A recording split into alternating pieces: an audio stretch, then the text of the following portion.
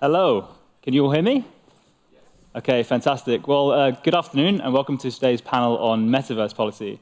My name is Patrick Grady. I'm an editor at Metaverse EU and also a consultant at Foretold. And I'm going to join my panelists one at a time, so please welcome Juan Bossicard from Meta. We have Anne Bajart, Deputy Head of the Unit for Interactive Technologies at the European Commission. Joan O'Hara, Vice President of Public Policy at the XR Association. And Isabella Williamson, Associate Director at Consulum, a government affairs, a government advisory agency. And finally, Juliana Koza, Senior Manager of Government Affairs at Qualcomm.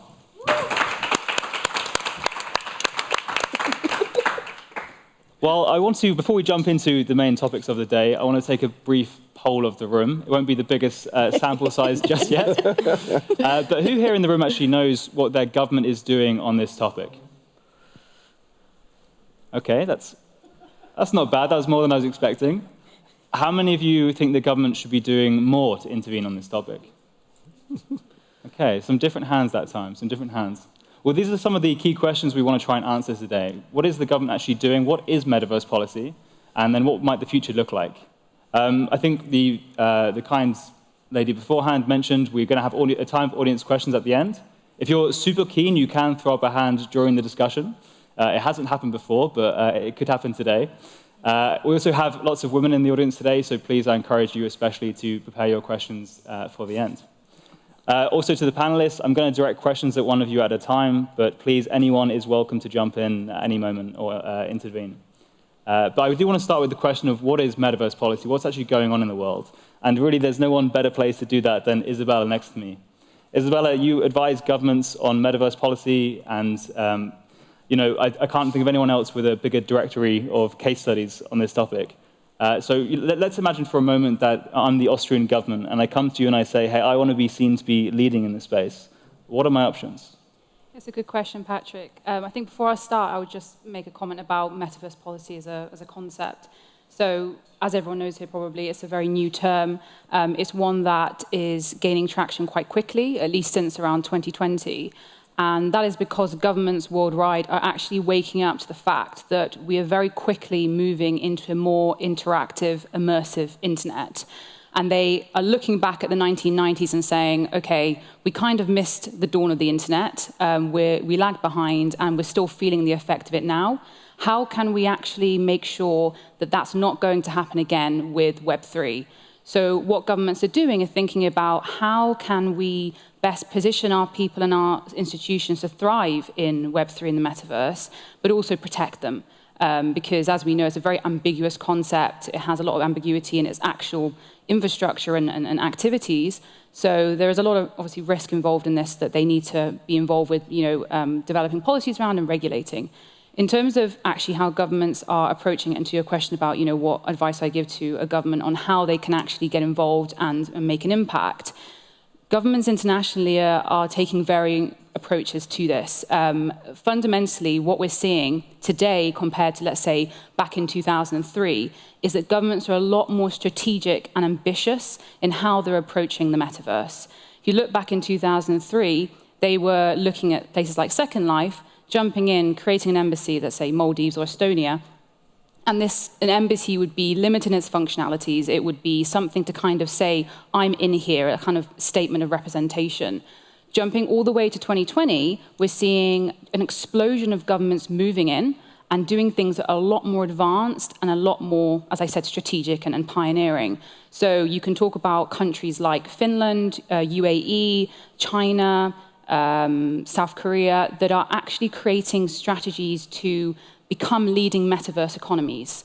This is something we've never seen before, and is something that ideally all countries would do. They would be looking to be competitive in this space so they can actually reap the economic benefits in the end. Other countries are kind of dipping their toes in. So the UK, for example, they've expressed interest in being front runners, but they're kind of taking a measured approach to how they're actually going to do that through through policy, through various initiatives across critical sectors. And then finally, there are countries who have limited resources and therefore have to be more kind of gradual with their approach to the metaverse. Places like Tuvalu in the Pacific, Barbados, that have created experiences in virtual worlds that have hit the headlines and have been definitely a way of communicating their own narratives, but obviously aren't to the same degree of kind of comprehension as other countries are doing it. If I was going to give advice to a government, I think they really need to properly understand the metaverse first before they do anything. I've seen time and time again in my area of work of governments going in and saying, I want to do this because it looks cool or everyone else is doing it. But they haven't actually asked themselves, why do I need to? What's the challenge I'm going to address? So first, they need to really have that discovery phase with a dedicated team, a working group that is focused on metaverse and XR technologies. And then secondly, they need to be thinking about what are the practical use cases and how am I going to communicate that to my people? Because fundamentally, one of the biggest challenges governments are facing, and some research I'm doing at the moment kind of covers this, is how do you get public readiness in line with metaverse readiness? How do you get people understanding the value and how do you get them involved? So that's probably from me. What was the case of the public services? Was it Estonia, you said? South Korea is a really good one for public services. Sorry, I meant the in Second Life in 2003. Oh, yes. So in Second Life, yeah. So I think it was in 2003, they actually entered with an embassy that didn't have any consular services, but simply kind of gave it's almost like a gallery of Estonia and what you could experience in Estonia. It was very pioneering, but I'm not sure if it's still it is still active at the moment. I think most people would find that hard to believe that as long ago as 20 years, people are already thinking about these virtual worlds and how to use them for government services. For people that don't know the Tuvalu case, Tuvalu is actually facing the threat of being underwater in the next, I don't know how many years it is. So, a quite urgent case to make some sort of digital infrastructure for the country to continue functioning. You didn't mention the EU, but fortunately we do have somebody from the European Commission here. And during the summer, the European Union published its first strategy on virtual worlds. Now, we don't have to go through the whole strategy. There's an excellent summary on the website Metaverse EU. But for the audience here, what they might be more interested to know is, as a company, what are the tangible actions that they can look forward to from the EU? Yeah, thanks, Patrick. Yes, indeed, the European Commission is doing a lot as well, not only member states. We issued a communication on Web 4.0 and virtual tours last July, which is organized around 4 pillars. And honestly, I think most of the actions mentioned there can be useful for people who really want to apply something. Even if at first glance it might seem to be a bit on different topics, at the end of the day, everything should definitely contribute to make Europe the place where virtual tours are going to develop and to be used for the good of people and for the good of industry. So we have actions related to digital skills, for example, to virtual toolbox for the citizens, but also really research funding, innovation, support to businesses. We also, for example, are going to initiate a study on the impact on health of using these things, which I think is also useful in a way for industry, because this is a question many people have: how do we have to tackle this? We are also tackling a lot, the question of government and public use, indeed, for the public services. We already have 2 flagships funded at EU level.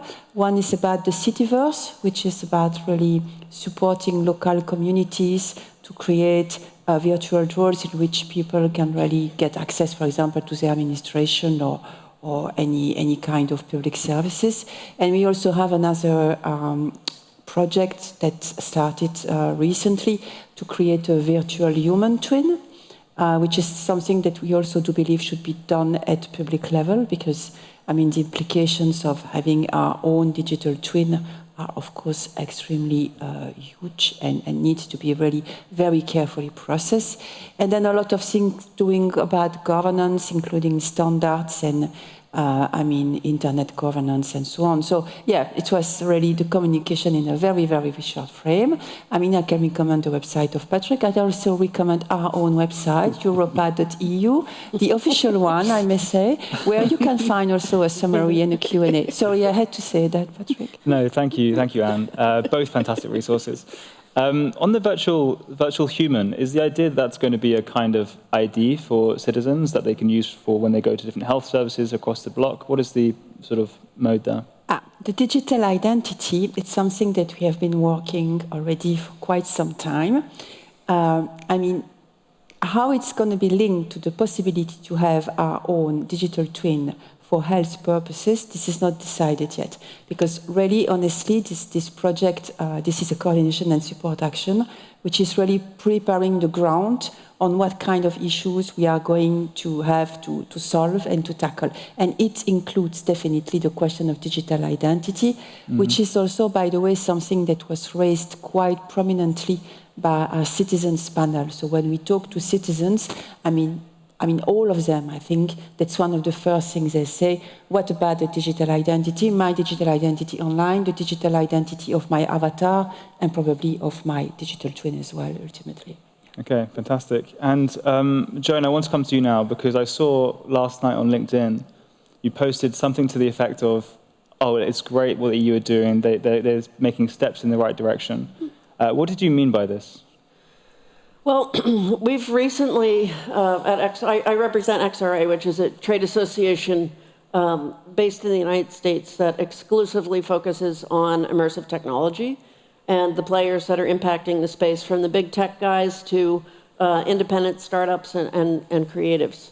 But we recently have been engaged in a research project looking at what various countries around the world have been doing to invest in the technology in terms of research and development itself, but also to incorporate immersive technology into their societies and communities.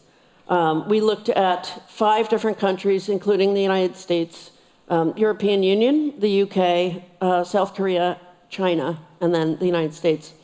What we found was the US is the outlier in that we have not come up with a vision for how immersive technology will play a role in our communities.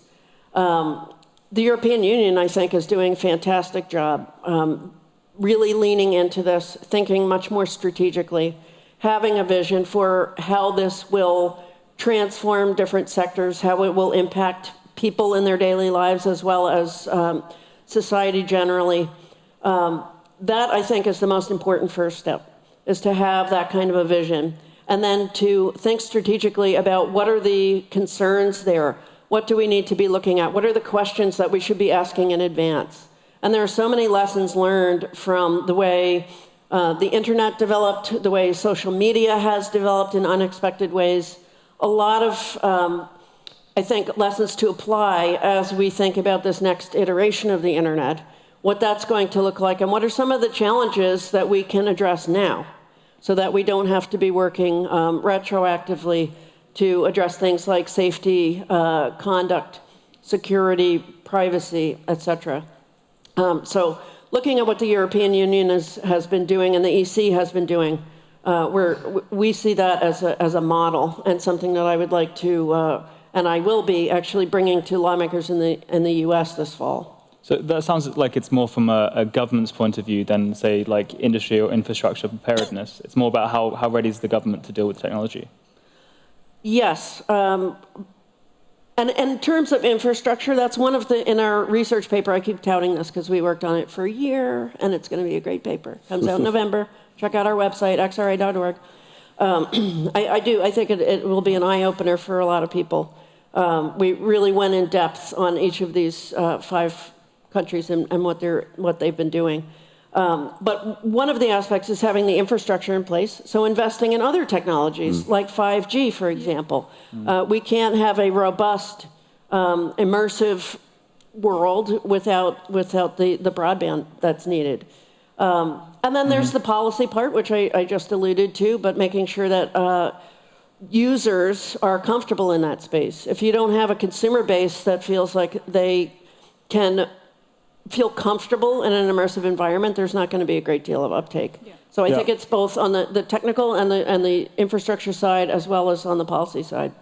Yeah, and I mean, I can't tell you as well on the connectivity infrastructure, it's also about how you communicate with citizens as well. I mean, in Brussels, for example, there are still loads of streets with no to 5G stickers everywhere, which when you cannot get signal in parts of the city still is unbelievably frustrating.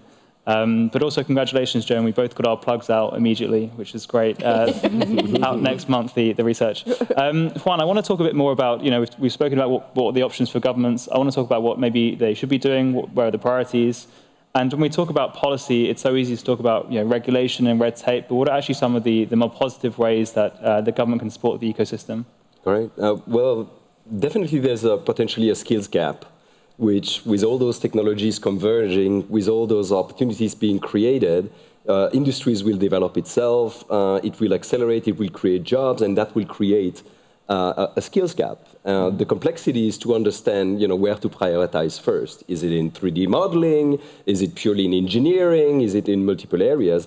And that's where government should look back at their existing skill sets, the existing knowledge and know-how, and look at the areas in which they could further develop. And if you look at the European map and just look at where the expertise sits, you clearly see a pocket of expertise where when it comes to chip making, there's certain areas, when it comes to telco and others. And so some sort of specialization and starting point is quite important.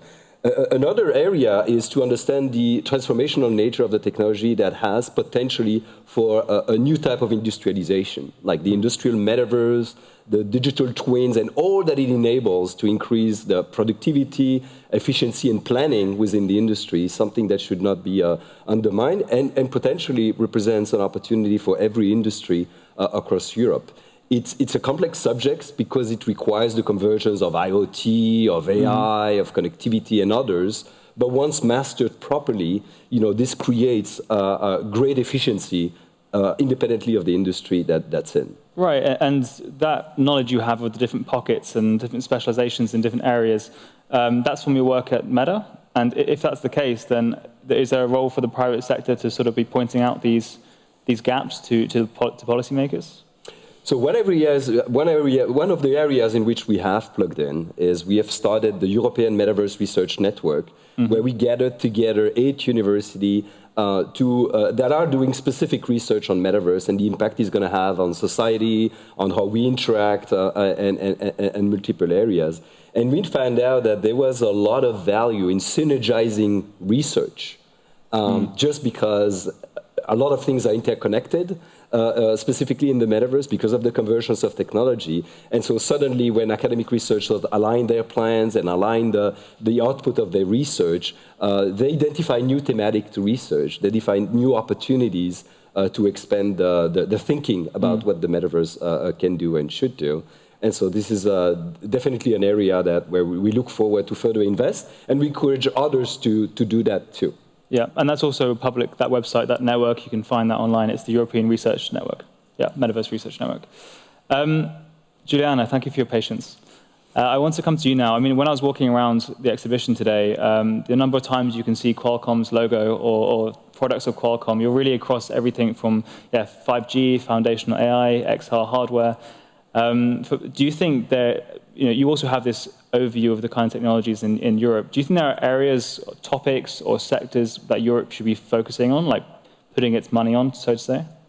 So this is a very interesting question, Patrick, but I think we are in a very early stage to discuss which areas should be focused on, honestly speaking. So we as Qualcomm, we are constantly investing in XR. We are having a great 100 million Metaverse fund. And we've developed an open and cross-device Snapdragon platform so that everyone can, like developers, startups, etc., can be part of it and can build and boost the Metaverse in general. So from our perspective, then, it's more important to have the right regulatory framework and a good basis, which means that the metaverse needs to be accessed by anyone at any time and everywhere. So we need to have something open and interoperable than going into the sector-specific cases. I mean, we can talk about the use cases we are having in place. We are talking about, can talk about where Qualcomm is leveraging the metaverse. So, for example, Lufthansa is leveraging our technology when it comes to the business class area for consumers. We are partnering with the University of Heidelberg and Vienna in different projects, for example, when it comes to newborn child ventilation projects or on criminal investigations as well. But for now, we should really have the broader view and try to see how we can cooperate together, bringing everyone on the table to discuss how we can really have the real metaverse in the next years as a kind of reality. So it becomes a normal part of everyone's life. And I really want to focus on the word everyone's life, so that we can include also the part on, for example, social inclusion, etc. Yes, and I think if you have the chance to read the European strategy, that's kind of key, that this phrase open and interoperable metaverse. So we might, virtual world, so we might have a chance to get back to that in a moment. The reason I ask about the sectors is because I think most predictions think there are going to be 3 big sectors in the next 10 years. There's going to be gaming, retail, and then fitness and health are kind of bundled together. So for my money, I think, well, why doesn't the EU just put its big bets on the biggest markets if it wants to be a big player in the future? So I understand it, and yes, probably this would be a good point, but we need to include society. And you've already mentioned it, Juan. I think this is a very important topic. So we can talk about gaming, etc., but what really matters is like education, health, in my opinion, criminal investigation as well. We have great use cases on this one. So we need to find a way to include the society. And with gaming and fitness, you can, yes, is a nice topic, you can catch people, etc., but where's the value? So it's about value creation for everyone in everyday's life. That's the point. Yeah, it's a great point, and actually, Anne, it's a good moment to come back to you, because one of the areas that has come up a lot in the EU's work is the creative and cultural industries. That seems to be an area that the Commission is really pushing to support through these technologies. Is that fair? I think it's one of the area, but this is not the only one, because we do strongly believe in the use in industry as well, certainly in health, certainly in education. We already have quite many projects running in these topics. We had dedicated calls in the last 2 years on all these topics already. So I will not say this is exclusively creative industries and content industries. The reason why it's mentioned, it's because I think what makes one of the strengths of Europe is the richness of its cultural content. This is well known. So, I mean, from this observation, we do believe that there is a way to really exploit and optimize all this data available out there. We, for example, have a cultural heritage data space as well that is trying to organize all the data, including 3D data, and with a specific mission on how to reuse this for creating virtual tours, for example. So I would not say the emphasis is on it. I think it's one of the dimensions, and it's an important one thanks to our history and just the place where we live. That's it also makes sense for the EU to have a kind of comparative advantage, and that could be one of the many areas in which it can do so. I want to talk a bit now about the future, what we might expect in the next, I know all these predictions you hear are like 5-10 years, so let's keep it within that range. Juan, what are some of the use cases maybe that consumers might expect to have in their hands in the next 3 years? Maybe use cases that we don't give enough airtime to, that we don't see coming, but are going to make a real difference to people's lives. I really love the mention to Metaverse for all, this idea that everybody will have access to it. Mm-hmm. So that's to me, that's the first use case, I think, is just for the technology to be available to all, and then free to them to decide how to best use them. The things that personally inspire me the most, and when I went to the trade floor and started talking to some of the entrepreneurs and startups, one area that seems to have a lot of people interest is around mental health. And this idea that it's a technology that can help you maintain a certain level of happiness, but also develop new type of skills. There's one specific demo that I tried of a startup that was all about working on your soft skills. How can you develop your leadership skill? Which in real life is really hard to do, but here with the use of AI and the immersive technology, those are tiny bit of learnings that people can do. So in the wider scope of lifelong learning, and then have access to all those tools to continue to learn and grow as individuals and as citizens, I think I'm very excited, and there's loads of opportunity in that specific immersive education area. Another area, of course, is healthcare. But healthcare also in the sense that it allows everyone to have access, so people to overcome their disability, having the technology be at the service of people that have a disability, so it really becomes the technology that's available for all. I think that's another exciting use case.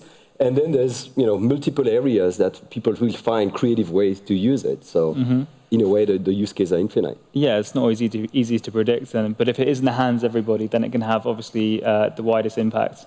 I was interested to hear what you were saying about mental health. I mean, a lot of these developers are now showing off, mindfulness or meditation apps and things like this, and I imagine it's cheaper to go than going on a trip to India or something just to plug in for a while. So yeah, lots of interesting cases to look forward to. Maybe I'll come back to you, Juliana, because one of the challenges for policymakers is to keep track of what's going on in industry. Is that one of the roles of Qualcomm? Is that part of your job to make sure that they see these new trends coming out? Yes, absolutely. And not only when it comes to metaverse virtual worlds, because I would like to pick up what you've mentioned, John. So we need to start with connectivity, right? And we can fill books and books with 5G millimeter wave, and future 6G. But that's, in fact, the basis. So we are really in creating this kind of awareness with all stakeholders, actually, and not only with the governments. For sure, one major point, and I've mentioned it before, is that we need to find a way that we cooperate all together, from startups to the big companies. And the European Commission mentioned it in their strategy that they want to set up a virtual worlds expert group, and we really hope it will be open to all industry players, so we can find a way how we can build on the connectivity layer and then going up and up. Please, Anne. Just a clarification, Joanna. The expert group is for member states. It's not for the industry, but we have a partnership in the communication where we really want to bring together all the industry, just that people don't get confused. Yes. Thank you for clarifying. Before you get loads of applications from industry. yeah, because I think that's what you meant, but just to be sure. Joan, I want to come to you again, because in your research, have you noticed the different ways that governments are approaching this topic? And my question for you is, do you see any sort of divergence even at this very early stage? Yes, I mean, there are different approaches to it, and the ways and to what extent government is involved looks different in, say, the United Kingdom versus China. But as I said earlier, something that we did notice across all of the 5 countries, and I say European Union is a country, even though it's not really a country, was that the government is engaged and wants to see this technology succeed and be incorporated into society, with the exception of the United States, which is behind, and I'm sad to say that as an American. We're hoping that we can help our lawmakers to understand why it's important to get some skin in the game and to start collaborating with other countries who are a little bit further ahead. But I think it's very encouraging to see things like what the EC has done with the citizen panels, to get the community involved and hear from people what they expect, what would be a benefit to them, what are some of their concerns, how those things can be addressed. Other countries like the United Kingdom with their digital catapult network, bringing together government officials, investors, and technology companies, both small and large, to work together to figure out how to best use the technology and how to develop it. So there's a wide range of approaches. And you know, a country like China, it might be more sort of dictating to industry what they should be doing and how they're going to be doing it. But again, across the board, we're seeing, at least to some extent, some kind of a partnership and collaboration between industry and the government. And I think that's very important. There has been, I think, over the last 10, 20 years, some skepticism on the part of lawmakers about technology and, you know, what are these big tech companies up to? Certainly, we've seen in the United States a lot of, you know, big tech leaders being brought up to Capitol Hill to testify and basically, you know, defend themselves and their business practices. We're starting to see now, with AI in the United States at least, more of a collaborative spirit. And I was recently at a roundtable discussing AI and government. And I have to say that people were pretty optimistic and feeling like the government and the industry were starting to get on the same page and be a little less adversarial, or a lot less adversarial, actually, in the relationship. But I think that collaboration is super important. So it will take different shapes and it will look different in different countries based on a lot of factors. But industry and government working together and talking to each other, I think, is going to be critical. Yeah, please.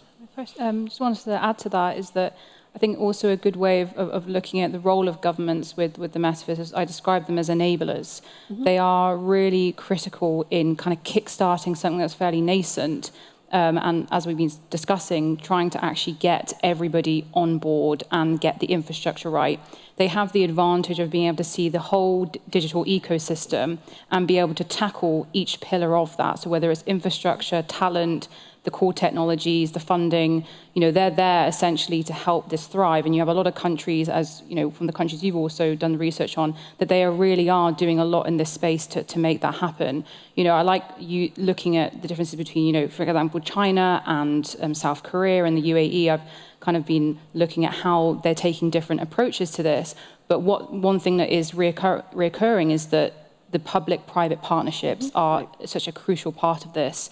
Governments are the facilitators, the enablers, and to really drive it forward, they need to work with industry experts to make it a possibility. South Korea, I think, is a really good case study of how that can all kind of come together into a whole. You know, if you look at the strategy with the New Deal for the nation, but also on a subnational level with Seoul, you know, they have plans to create a Metaverse lab for XR technology development. They have plans for a Metaverse Academy for upskilling. They have recently launched a Metaverse Fund. They have the Municipal Virtual Platform. They're really tackling each pillar while working with the people that are in this space. And I think hopefully this will reap benefits, economic benefits in the near term, and probably already is, but that's not something that I personally kind of have found online or when I've been speaking to people. I think it needs a bit more time, as does the UAE strategy. We just need to give it a bit of time to really reap the true benefits that it professes. So, yeah. Yeah, that's a really good point. I'm conscious of time. I want to give the audience a chance to ask questions. I'm going to quickly just go back to Isabella for one more topic. I don't want to open a can of worms here, but one of the differences I've noticed in governments around the world is their skepticism or openness towards decentralized products and services. Is that something you've also noticed? And are there any special governance challenges regarding decentralized services? Yeah, decentralization is a tricky one for governments, I think, fundamentally. It depends where you look in the world, but I think we can say that it's a challenge because decentralization is around there not being a central authority that's in between everything that's going on. When we talk about the metaverse, generally speaking, people like to kind of move towards blockchain. Blockchain probably presents the most challenges for government because of its nature. But fundamentally, blockchain and decentralization are actually a major pull for a lot of users to come into the metaverse. The fact that they can create a user-owned metaverse is massive. So governments kind of being in this picture has already been like an iffy topic when we're talking about virtual worlds. But in terms of what governments are actually struggling with, or will probably struggle with more in the future, is around how decentralization, if we're talking about blockchain, essentially you talk about jurisdiction, it supersedes borders, who has jurisdiction in disputes. You can talk about, the topics you talk about with decentralization, because I had another one in mind that slipped me. Something else I was going to say about decentralization. Anyway, there are a lot of challenges they have, but I think what I would like to emphasize with decentralization is that blockchain is not the only solution for decentralization. There's obviously, you can use APIs, you can use middleware, there's loads of different things you can use apart from blockchain.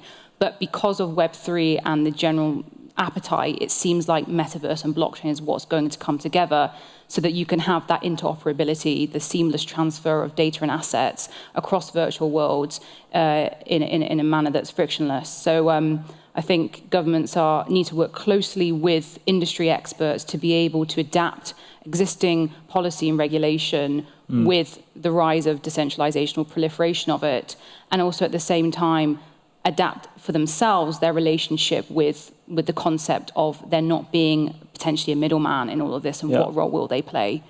Or, for example, we had recent laws in the EU that were meant to provide legal obligations for content governance. How do you moderate content online? Yeah. And a lot of them have, they require that you're able to point to somebody and say they're responsible for this platform, and it's obviously not that simple for decentralized services. Yeah. Okay, I did promise questions, so that was really quick. I think you were first, my friend. There should be a microphone coming to you. There's actually one, if you just want to come out and stand up, you can just use this one here. Thank you.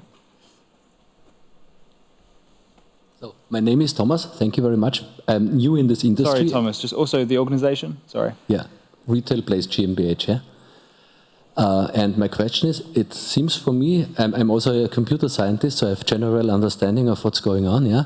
So my question is, you're speaking about the metaverse. Do you have the estimation there will be one Web 3.0, like the universal web we have, a universal metaverse?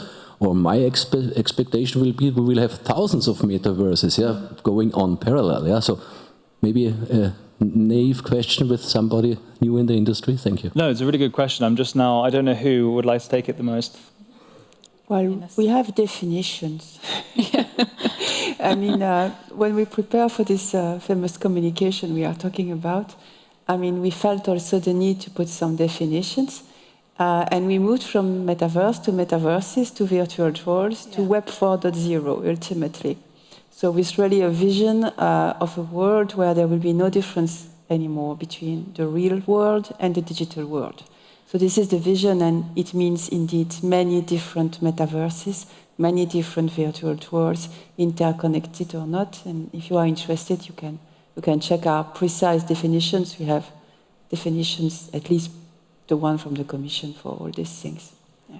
One thing I'd add to that is that exactly they would probably, when you look at the landscape at the moment, you do see blocks forming in terms of, we talk about the EU, if we talk about China, it's kind of a reflection of the general digital narrative as a whole. You're probably going to get spaces that are, far-reaching in terms of, they fulfill the key principles of the metaverse in the long term, but there may be more than one. So I can imagine there being a metaverse that is dedicated for China, for example, that is a metaverse focused more on economic output and industrial value than it is potentially on being free and open and transparent and serving other uses that maybe the EU would be considering. Not that that is what's going to happen, but I think as we're seeing now those narratives rising, you may see a split geographically in terms of that have broader political undertones, essentially. I'm going to abandon my remit as moderator because I disagree. I don't think we will have multiple metaverses. If we say multiple metaverses, this implies they're platforms, like a metaverse is a platform. But it's not. The platform is something more like a virtual world. The metaverse, I think, is, as at least the original thinkers, in the book, even before Meta changed its name, you have people like Tim Sweeney talking about the metaverse. they're not describing a platform, they're describing a trend. And you wouldn't describe a trend in plural like you wouldn't describe internets. That's my 2 cents. I'll go back to being impartial. Yes, please, my friend. There's a microphone in front of you. Can you hear me? All right. My name is Desiree. I work for an EU agency in the space program, the EU SPA. And I would actually follow your comments about that there won't be, in my personal opinion, multiple metaverse, but there will be a metaverse based on the needs of the users. I have a question, which is we are talking about policy in the metaverse, while at the same time we are creating regulation like the AI Act and MiCA, which in my personal opinion are actually going a little bit against the development of metaverses in the way it is currently built by the major companies. Therefore, my question is, if we want to compete or to put EU in the metaverse ecosystem, what are we putting in place so that the Google and Meta of tomorrow in the Web3 world, in particular Coinbase in the US, which actually has to struggle with the regulation there as well, and Binance in China, will potentially come to Europe.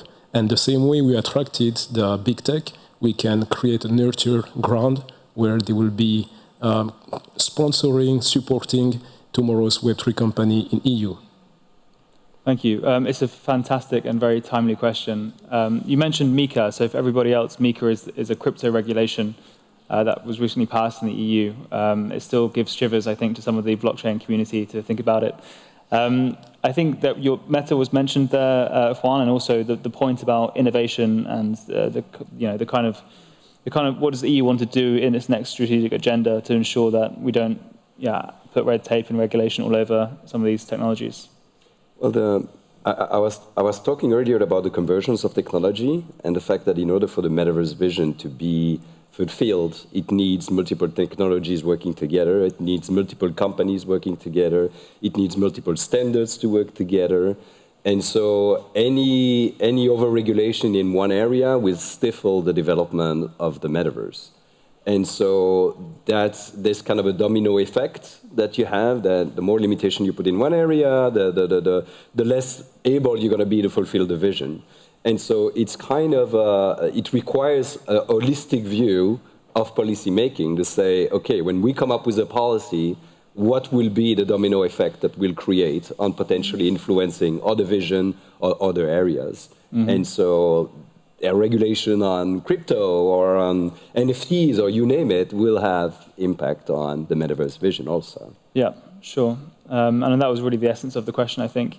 Do we have any more questions? Anyone from the audience? Otherwise, I can... yes, please.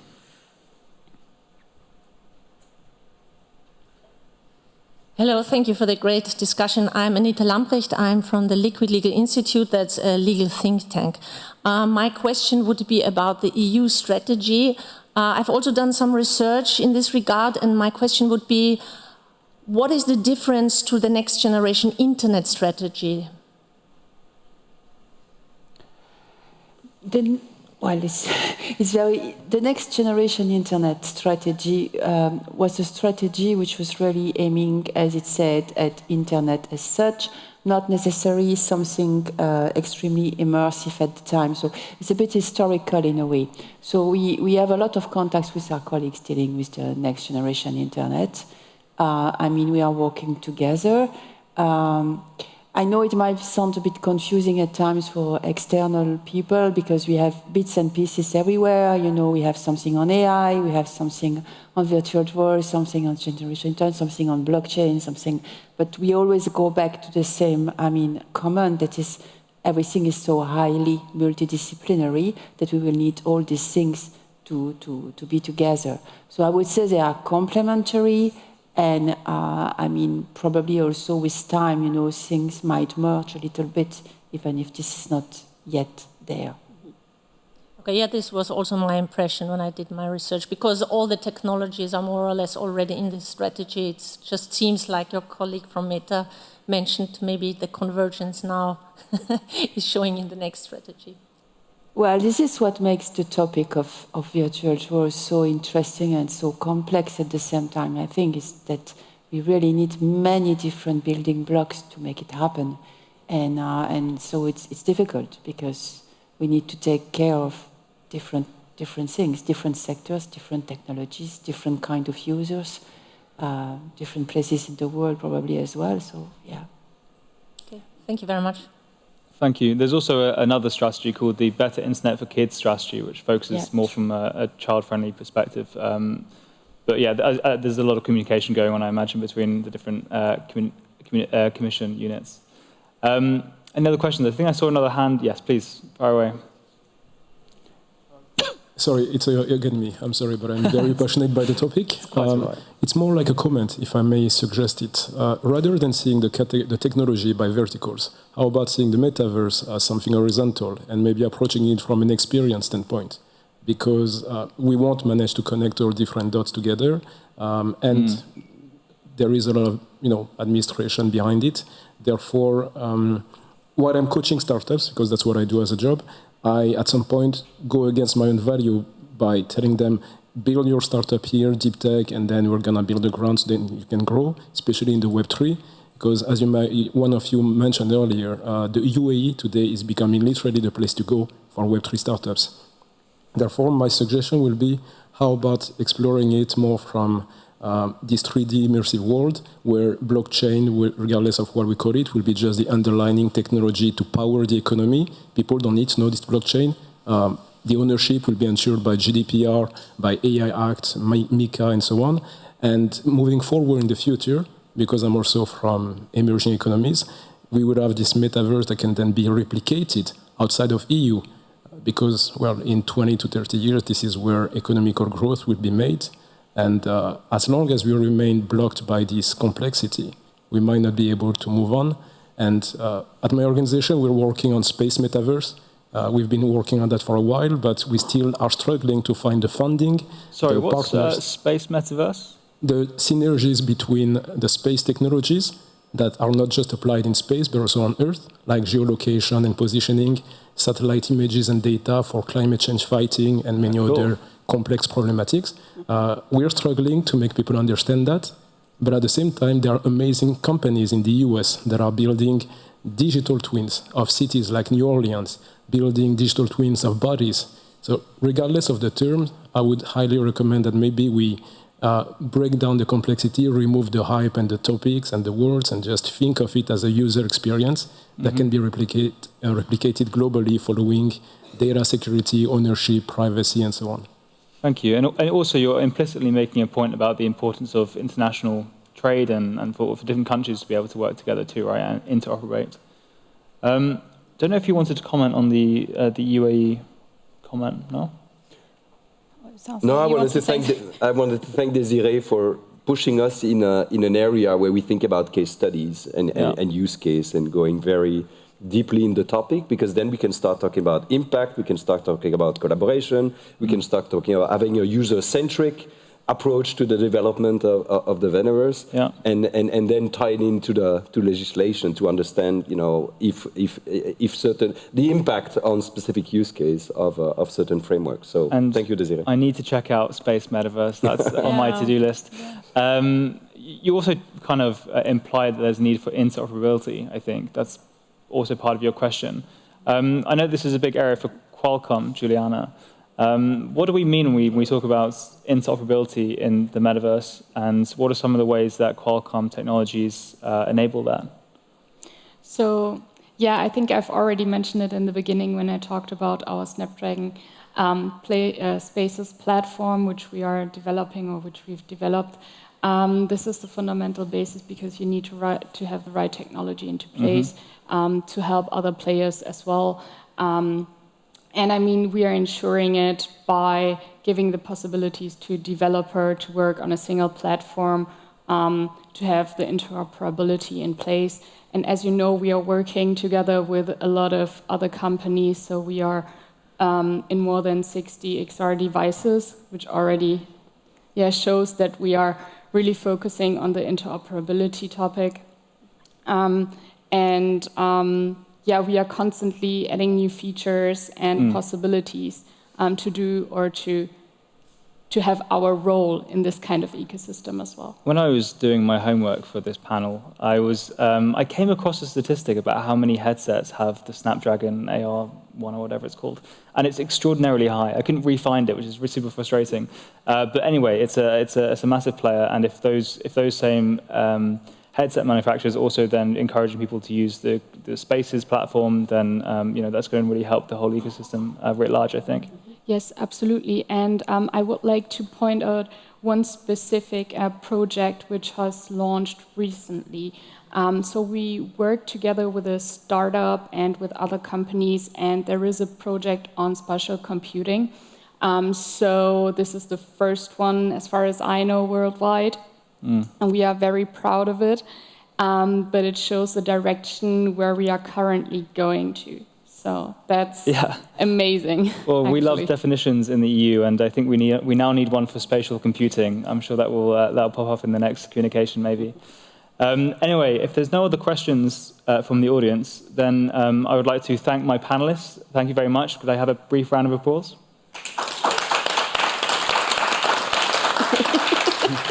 And I hope everybody here has a lovely rest of the day and enjoy the next panel. Cheers. Thank you.